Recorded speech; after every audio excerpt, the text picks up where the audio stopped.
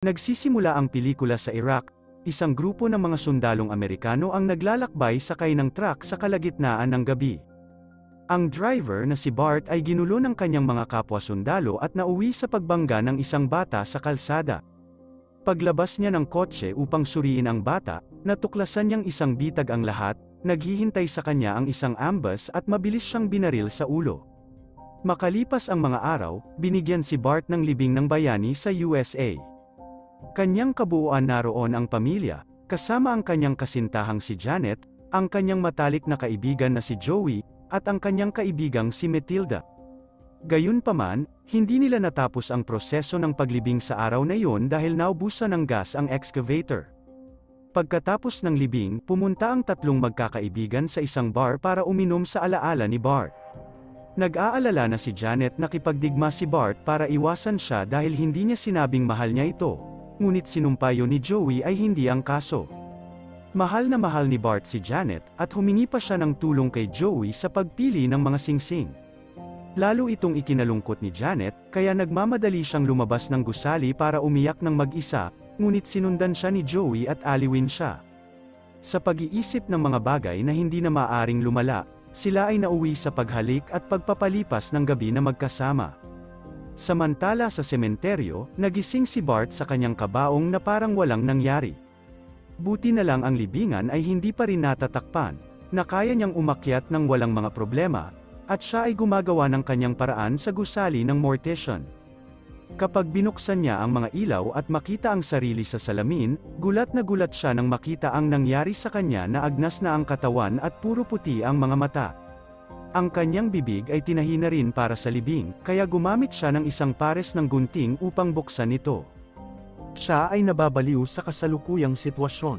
Matapos aminin sa sarili na hindi ito panaginip, pinuntahan ni Bart si Joey, na hinampas siya ng bat sa ulo dahil sa una ay iniisip niya isang kalokohan nito. Kinumbinsi siya ni Bart na siya ang tunay at ipinaliwanag na masama ang pakiramdam niya, kaya sinubukan ni Joey na pakainin siya. Sa kasamaang palad, ang alak at pizza ay isang masamang pagpipilian, at si Bart ay nagsusuka sa kinain niya. Nagpasya silang pumunta si Bart sa ospital, at gumamit sila ng salaming pang-araw upang takpan ang kanyang kakaibang mga mata.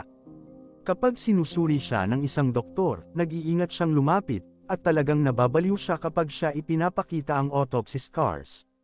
Sa waiting room, biglang may narinig na alarm ring si Joey at ang staff nagdulot ng kaguluhan, tila tumatawag din ng pulis, kaya nagmamadali siyang ilabas si Bart doon. Sa oras na bumalik sila sa apartment ni Joey, sumisikat na ang araw at hinimatay si Bart sa sahig. Makalipas ang ilang oras, tinawagan ni Joey si Matilda dahil nurse siya at tinanong siya para tingnan si Bart. Matapos mangako na hindi sasabihin kahit kanino ang tungkol dito hanggat hindi nila naiisip kung ano ang nangyayari, tiningnan ni Matilda ang vitals ni Bart at idineklara itong patay o undead. Sigurado siyang naging vampira si Bart at madya'y gising muli sa gabi, kaya dapat patayin siya ni Joey ng maayos bago siya magsimulang umatake sa mga inosente. Ang tanging mga pamamaraan na maaaring gumana ay isang taya sa puso at pag-alis ng ulo, ngunit hindi naniniwala si Joey na may supernatural at hindi pinapansin ang mga babala ni Matilda sa kanyang pag-alis. Pagsapit ng gabi, nagkatotoo ang hula ni Matilda at nagising si Bart. Nagluto si Joey ng paborito niyang ulam para sa kanya, pero samuka na lang ulit si Bart. Dahil wala na silang ibang mapagpipilian, nagpasya sila na gawin ang mga kwentong alamat, at dinala ni Joey si Bart sa ospital, kung saan siya pumupunta sa lab upang magnakaw ilang mga bag ng dugo. Sa kasamaang palad, nahanap siya ng isang nurse, kaya kailangang gamitin ni Bart ang armas na dala niya kasama niya para makipagtulungan siya. Inilalagay ng nurse ang mga pakete ng dugo sa bag ni Bart at nang makuha niya nag-ambala sa isang segundo, sinubukan niyang lumaban upang ilayo ang bag mula sa kanya, at sanhi ng pakikibaka si Bart na matanggal ang kanyang salamin. Natakot ang nurse nang makita ang nakakatakot na mga mata at siya ay umatras, binibigyan ng pagkakataon si Bart na kunin ang kanyang bag na may dugo bago tumakbo palayo. Bumalik sa kotse ni Joey, iniinom ni Bart ang dugo, na tumutulong sa kanyang balat na huminto sa pagkabulok. Pagkatapos, gumastos ang magkakaibigan sa buong gabi at nag-inuman sa iba't ibang bar at nakikipaglandian sa mga babae. Ito ay higit pa masaya kaysa dati noong nabubuhay pa si Bart.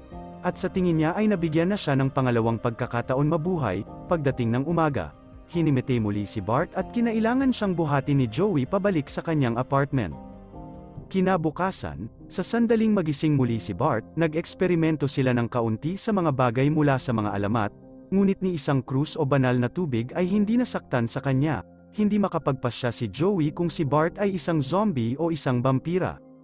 Kaya sa huli ay nagpasya siyang tawagin siyang Revenant, pero dahil masakit na naman siya, kailangan niyang gumawa ng paraan para mapakain siya. Nagpasya ang magkakaibigan upang sumakay at subukang lapitan ang iba't ibang mga palatandaan na nagsasabing sila ay magtatrabaho para sa pagkain.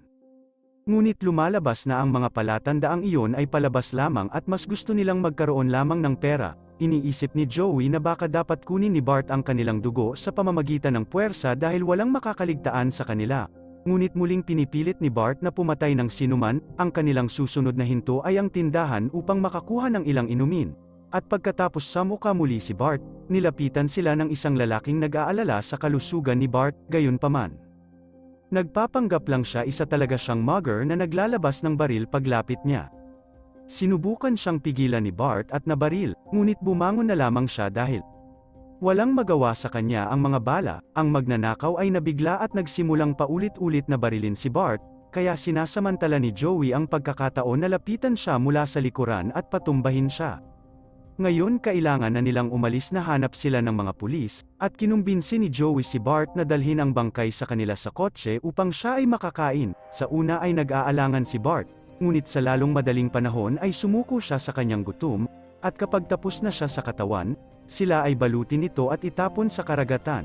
Iniisip ni Joey na dapat ay gumamit sila ng mas maraming bato, at nagpasya si Bart upang panatilihin ang baril ng magnanakaw. Kinabukasan, habang walang malay si Bart, dumating sina Janet at Matilda sa apartment ni Joey.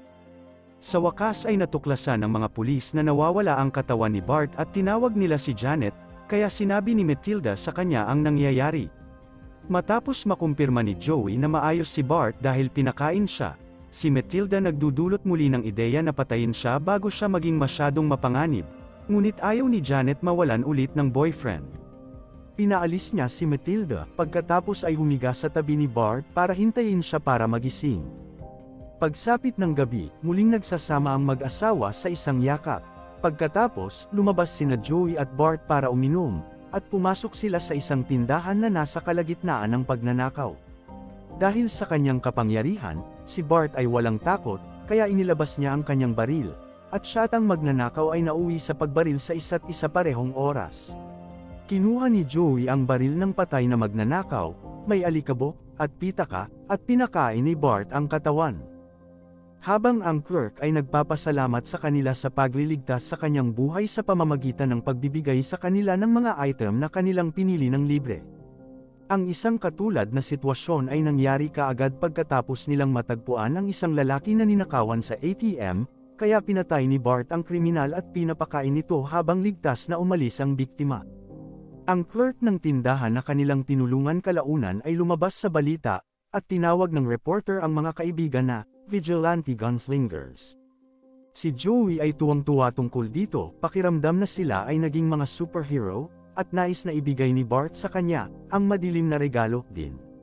Gayunpaman, tumanggi si Bart dahil ang pagiging undead ay hindi kasing saya nito. Nang sumunod na gabi, sinubukan ni Bart na pigilan ang isang grupo ng mga magnanakaw sa pagnanakaw sa isang tindahan ng alak. Sa isip ni Joey ang kanyang kaibigan ay nasa panganib at sinusubukang tumulong para lamang mabaril. Desperado, sinubukan ni Bart dalhin si Joey sa ospital, ngunit namatay si Joey habang papunta doon, kaya walang pagpipilian si Bart kundi ang kumain siya bago ihatid pabalik sa apartment. Makalipas ang ilang oras, nagising din si Joey bilang isang revenant. Napagtanto ng magkakaibigan na ang mga kriminal ang perpektong pagkain para sa kanila, hindi sila nagkasala sa pagpatay sa kanila, at sa ganitong paraan ginagawa nilang mas ligtas na lugar ang lungsod. Nagsisimula silang magmaneho tuwing gabi, paghahanap ng mga krimen na masusugpo. Tiwala sa kanilang mga kakayahan, lumalapit sila sa mga kriminal, patayin sila ng isa o dalawang bala, pagkatapos ay pakainin ng mga katawan bago kunin ang kanilang pera, armas, at anumang ilegal. Kapag tapos na sila, itinapon nila ang mga bangkay sa ilog. Ang iba't ibang mga newscast sa lalong madaling panahon ay nagsimulang sumaklaw sa kwento, at dahil sila ay lubos na nagpapasalamat, hindi binanggit ng mga taong natulungan nila ang kanilang mga gawi sa pagkain. Isang gabi, nakuha ng mga pulis ang sasakyan ni Joey sa security camera, at agad itong nakilala ni Matilda. Nang sumunod na gabi, nagpasya siyang sundan ang mga lalaki sa kanilang susunod na kriminal na destinasyon, isang kamalig kung saan isang grupo ng mga lalaki ay humahawak ng malaking halaga. Ang mga kaibigan ay hindi nag-atubiling patayin silang lahat, ngunit nagsimulang magsisi si Bart nang matuklasan niyang mga pulis sila. Pero hindi pumayag si Joey, ipinunto niya na ang ginagawa ng mga lalaking ito dito ay tiwaling trabaho, kaya mabuti na lang sila patay. Narinig ni Matilda ang lahat ng ito at ni-record ito sa kanyang telepono bago ihayag ang sarili upang tanungin sila sumuko o pupunta siya sa mga pulis. Hindi sigurado si Bart kung ano ang gagawin dahil gusto niyang protektahan si Janet, ngunit hindi nagdadalawang isip si Bart na barilin si Matilda kahit dati na nilang kaibigan. Bago mamatay, nakuha ni Matilda na ipadala ang recording kay Janet. Takot na mahanap din sila ng mga pulis, ipinadala ni Joey bumalik si Bart sa kanilang lugar upang mag-impake ng maraming bagay hanggat maaari habang gumagawa siya ng ilang pagsasaayos. Ngunit pagdating ni Bart sa apartment, naroon na ang galit na si Janet, naghihintay sa kanya pagkatapos narinig ang recording ni Matilda. Ipinaliwanag ni Bart na hindi siya mabubuhay kung hindi siya umiinom ng dugo, kaya inialok ni Janet ang sarili na iwasan ang anumang pagpatay. Iniisip na ito ay maaaring ang perpektong solusyon, sinimula ni Bart ang masigasig na pag-inom mula sa braso ni Janet. Ilang sandali pa, nagpakita si Joey na may dalang puti bangkay, 2 kabaong sa likod, at ang mga bag na kinuha niya sa mga patay na pulis. Gusto niya upang makatakas sa Las Vegas, kung saan maaari silang magkaroon ng maraming kasiyahan sa gabi at matulog sa mga kabaong sa loob ng sasakyan sa araw. Bago sila magdesisyon ng anuman, si Bart ay naging malinis at inihayag siya aksidenteng napatay si Janet dahil nawalan siya ng kontrol habang pinapakain siya. Galit na galit, sinisiraan ni Joey si Bart sa ginawa niya at hiniling na tanggalin niya ang ulo para hindi siya matapos sa miserableng buhay na tulad nila, ngunit dahil nag-alinlangan si Bart, tinutuya siya ni Joey sa pamamagitan ng pag-amin na nagpalipas siya ng isang gabi kasama si Janet. Nagsimulang magtalo ang magkakaibigan at ilabas ang kanilang mga baril upang barilin ang isa't isa hanggang sa maubos ang mga bala, ngunit may akses si Joey sa isa pang sandata at ginagamit ito para barilin si Bart bago umalis papuntang Las Vegas mag-isa. Pagkatapos, nagpasya si Bart na gawin ang tama at itinapon si Janet sa ilog, inilagay ang kanyang katawan at ang kanyang ulo sa iba't ibang mga bag. Nahanap siya ng pulis na walang kabuluhan at inaresto siya, kaya sumapit ang umaga habang si Bart ay nasa selda ng bilangguan.